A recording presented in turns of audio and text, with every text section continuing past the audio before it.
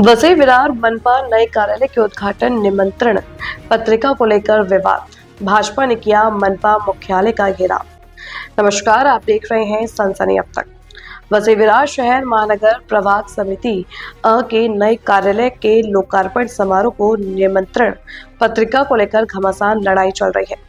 बताया गया है कि यह निमंत्रण पत्रिका में विधायक और सांसद के नाम शामिल नहीं किए जाने के आरोप को लेकर भाजपा ने वसई विरार शहर महानगर पालिका मुख्यालय का शुक्रवार को घेराव किया और नारेबाजी भी हुई।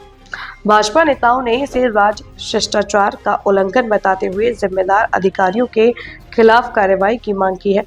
जबकि इस बीच महापालिका प्रशासन ने स्पष्ट किया कि संबंधित निमंत्रण पत्रिका आधिकारिक नहीं है। आयुक्त मनोज कुमार सूर्यवंशी ने बताया कि इस मामले की जांच शुरू कर दी गई है। आइए देखते हैं इस विषय भाजपा नेता ने क्या जानकारी दी।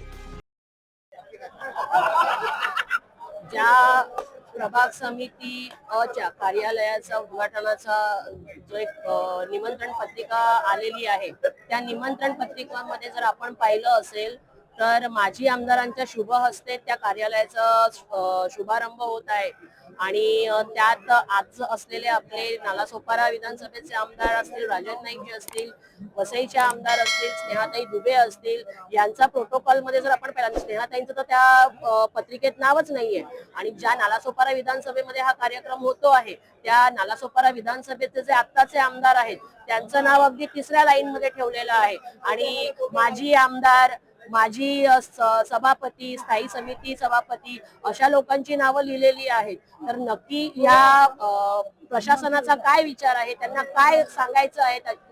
आतापर्यंत असं झालेलं आहे की वसई विरार महापालिकेला विरोध करण्यासाठी कोणीच नव्हतं, त्यामुळे ते करतील ती पूर्व दिशा असं आतापर्यंत चालत आलं होतं आणि त्याच माध्यमातून आता हा कार्यक्रम सुद्धा लावला जात आहे।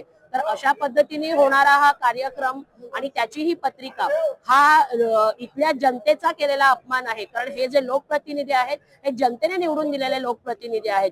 त्यामुळे या जनतेच्या केलेल्या अपमानाचा जाब विचारण्यासाठी आज आम्ही इथे बसलेलो आहोत।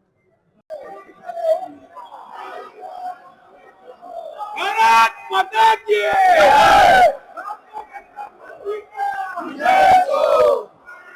मुर्दाबाद मुर्दाबाद मुर्दाबाद नहीं चलेगी